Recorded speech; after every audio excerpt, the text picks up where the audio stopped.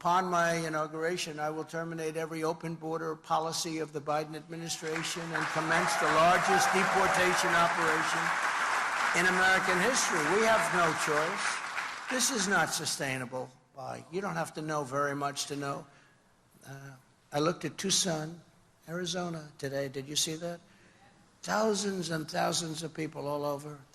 People walk out of their house, they say, what's happened to our beautiful place? But this is in many towns and cities all over. Look at New York City. But, you see New York, but you don't see other places so much. And it's happening like that. Much worse, actually, much worse. This is not sustainable. No country can sustain it or financially can sustain it. Nobody could possibly sustain something like this. And they're putting young children into schools who don't speak any English. And they're in school. Nobody is there to teach them. They're sitting in class. They don't understand anything that's going on in the school. It's a horrible situation, and it would have never happened, and it should. We had the strongest border in history. Now we have the worst border in the history of the world. There's never been a third world country that had a border like this, ever.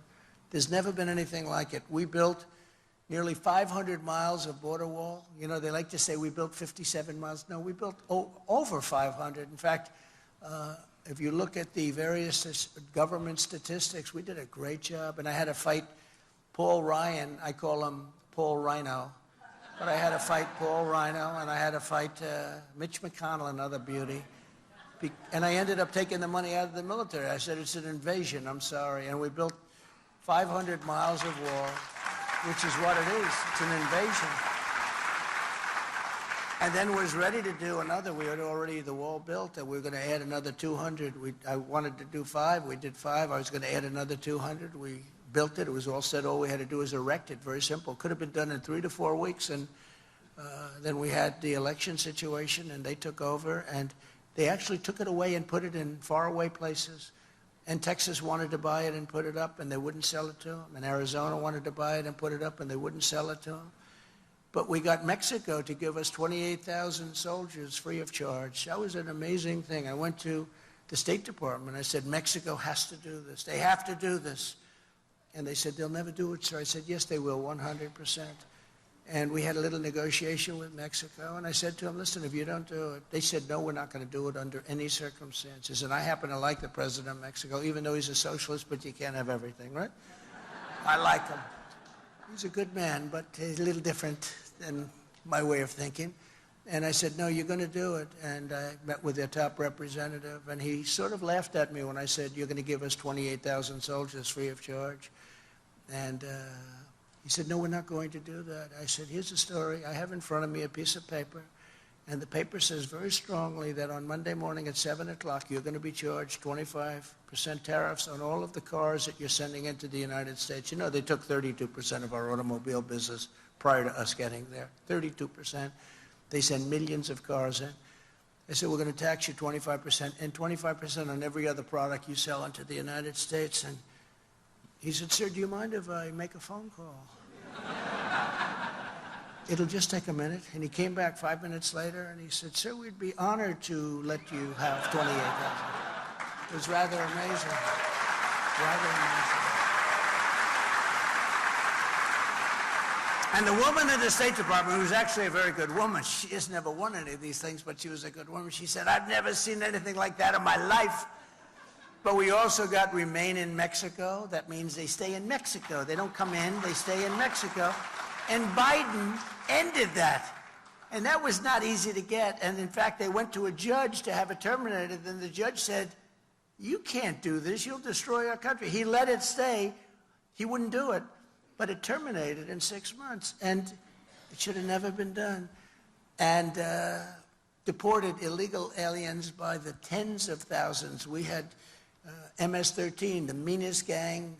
They killed 2 young girls with knives, walking to school in Long Island. They killed them with knives. They carved them up because shooting is too quick. They loved using knives. They're sick.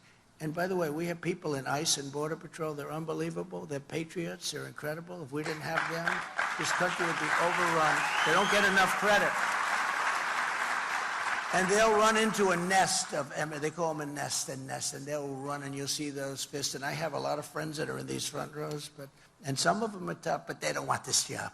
this is not for them, I will tell you. But these guys are tough and smart and incredible patriots, and it's a very dangerous living, but they do an incredible job. We took them out by the thousands and thousands, and you know, when I first came, I said, no, we have to bring them back to their country of origin.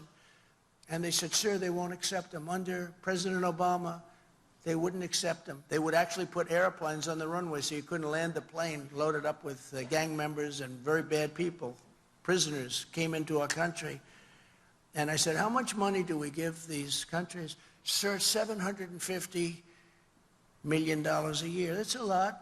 They said, $750 million. All right, ended immediately. And the next morning, all three called me up separately. Sir, there seems to be a miscommunication. What's the problem? I said, you're not taking back your people that came illegally into our country. We want you to take them back. Sir, we would be honored to take them back. We would love to have MS-13 back in our country, sir. Sir, when will the payments start? It's amazing. I mean, we just don't use the powers that we have. We have tremendous economic powers that we don't use. That includes with China. We took in more money with China than anybody. Nobody has ever even come close. We took in hundreds of billions of dollars with China. They were dumping steel, ruining our steel industry. They were doing things that we shouldn't have done. And I put tariffs of 25% and 50% on them, different products coming in. And we took in hundreds of billions of dollars. And those tariffs are still on, you know. Biden doesn't have the courage. There's so much money coming in, and he shouldn't. I guess they're probably trying to end it, but they're not able to because it's just so powerful, so much, hundreds of billions of dollars. No other president took in 10 cents from China. But I will also use Title 42 to end the child trafficking crisis by returning all trafficked children to their families in their home countries immediately. And as Jim Caviezel, who's a great guy, you know who he is? The movie Sound of Freedom, he said, God's children are not for sale. Very